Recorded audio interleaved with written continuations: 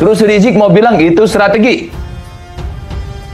Itu doanya itu, doa dia kepada Ratu Belanda itu, panjang umur, sehat, kerajaannya makmur, bersinar, dapat hasil tambang yang banyak, segala macam.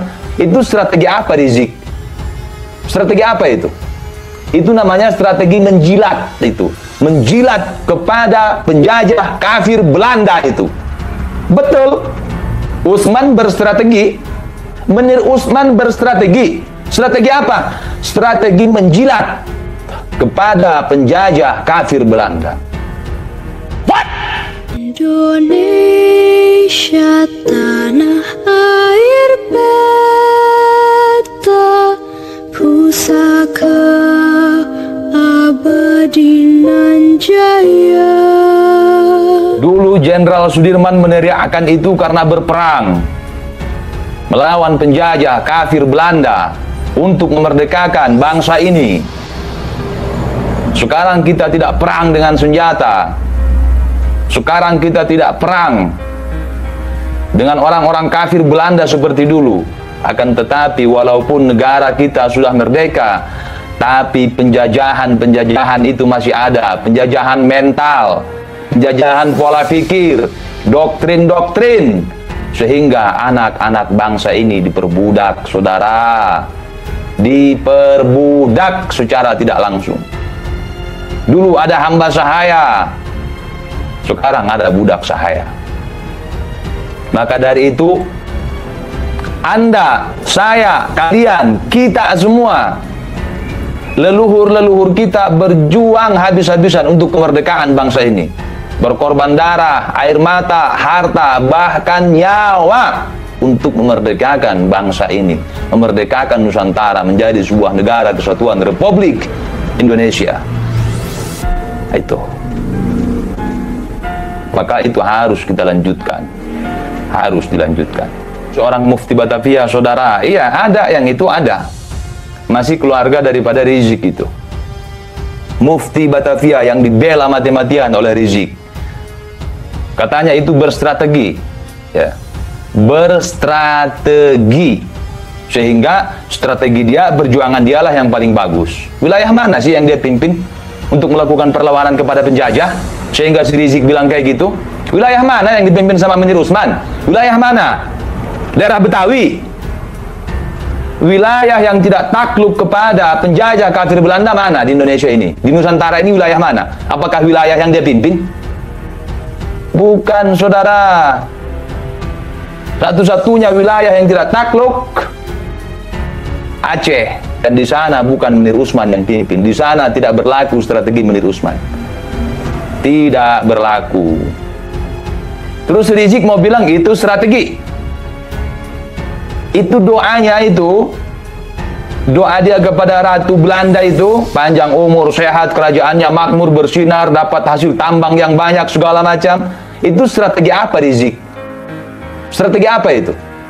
Itu namanya strategi menjilat itu. Menjilat kepada penjajah kafir Belanda itu. Betul. Utsman berstrategi. Menir Utsman berstrategi. Strategi apa? Strategi menjilat kepada penjajah kafir Belanda. Oh, jadi hari ini ada yang mengatakan Habib Utsman pengkhianat. Itu salah, saudara. Betul. Kalaulah misal ada yang mengatakan Habib Utsman bin Yahya pengkhianat, itu salah, itu saya betulkan itu. Habib Utsman bin Yahya bukan pengkhianat, bukan. Kenapa? Lah dia bukan bangsa Indonesia. Dia bukan bangsa Indonesia, bukan.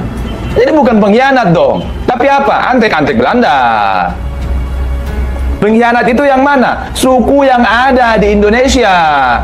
Kemudian bekerja dengan Belanda, bekerja sama dengan Belanda, yang kita sebut Londo Ireng. Itu Londo Ireng. Kalau itu pengkhianat. Kenapa? Dia anak Ibu Pertiwi dari berbagai suku di Indonesia. Lah, Utsman bin Yahya, suku dia suku apa? Suku yang ada di Indonesia ini. Dia Jawa, dia Betawi, dia Sunda. Enggak. Enggak, saudara. Jadi bukan pengkhianat, tapi apa? Penjajah. Penjajah lah itu namanya. Bukan bangsa Indonesia. Dari luar Nusantara dan bekerja sama dengan penjajah. Apa Apa namanya? Kalau bukan penjajah. Dulu Jenderal Besar Sudirman punya ungkapan. Beliau katakan, kami tentara Republik Indonesia akan timbul dan tenggelam bersama negara. Maka hari ini kalian, kita semuanya mengaku sebagai anak bangsa, yang mengaku sebagai anak Ibu Pertiwi, maka tanamkan dalam hati masing-masing. Nanti si Rizik bilang itu berstrategi. Betul. Strategi menjilat. Itu. Strategi menjilat. Strategi penjilat. Itu. Apa? Bisa apa kau Rizik? Bisa apa? Kalian mau bilang kalau Utsman bin Yahya itu masih temannya tuanku Imam Bonjol, masih temannya para pimpinan perang Padri? Tai. Gak usah kalian bodoh-bodohi kami. Gak usah. Utsman bin Yahya berstrategi, saya yakan. Ya.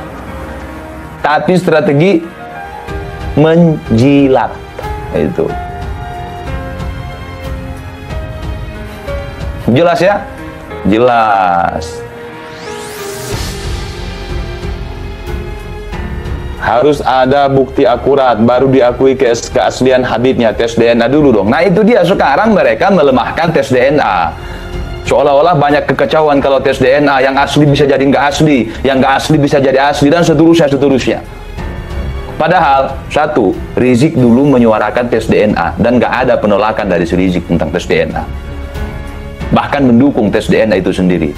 Di situ kata Rizik, walaupun tes DNA itu belum menjadi syarat isbatun nasab, belum, tapi setidaknya bisa jadi faktor pendukung. Itu kata Rizik. Itu poin utama. Poin kedua, mereka mengharamkan pernikahan yang tidak sekufu dari klan mereka ini, ya. Dari klan mereka ini mengharamkan pernikahan yang tidak sekufu. Apabila ada anak-anak perempuan, saudara perempuan mereka yang menikah dengan luar klan mereka, maka itu dihukumi zina. Kenapa? Untuk menjaga kemurnian nasab. Berarti mereka paling menjaga kemurnian nasab. Kenapa takut tes DNA? Mikir.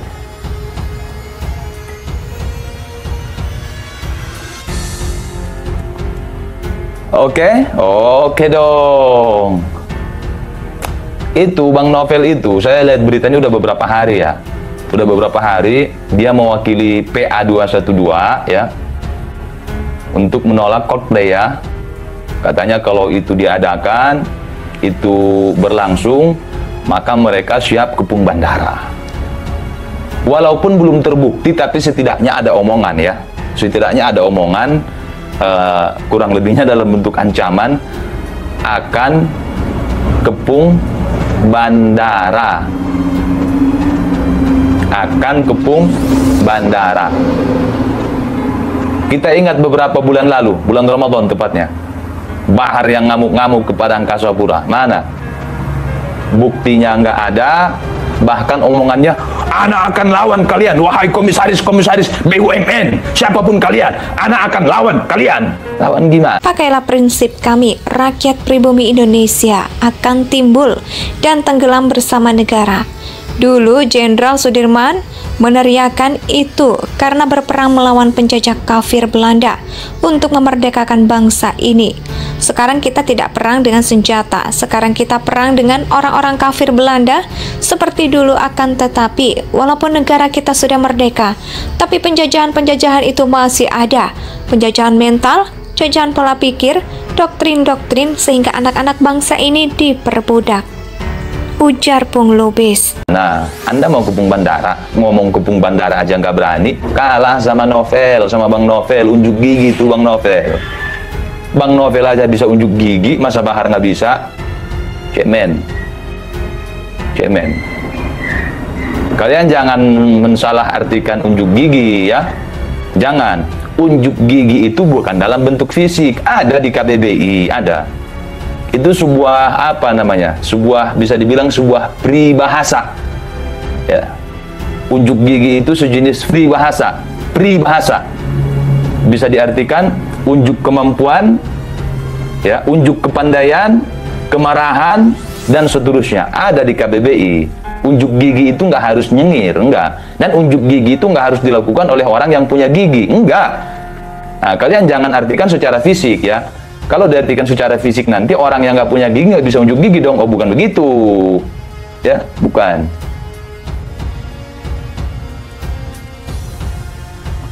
Jadi nggak percaya kalian cek KBBI dah. KBBI online itu, ya. KBBI online itu ada. KBBI singkatan dari Kamus Besar Bahasa Indonesia. Nah, cek itu yang online itu, KBBI online. Apa pengertian unjuk gigi di situ? Yaitu unjuk kemampuan, kepandaian, kemarahan, eksistensi, ya. Begitu, itu namanya unjuk gigi, bukan nyingir gitu, bukan. Kasihan orang yang nggak punya gigi kalau unjuk gigi itu harus secara fisik, ya. Indonesia sejak dulu kala tetap dipuja-puja bangsa.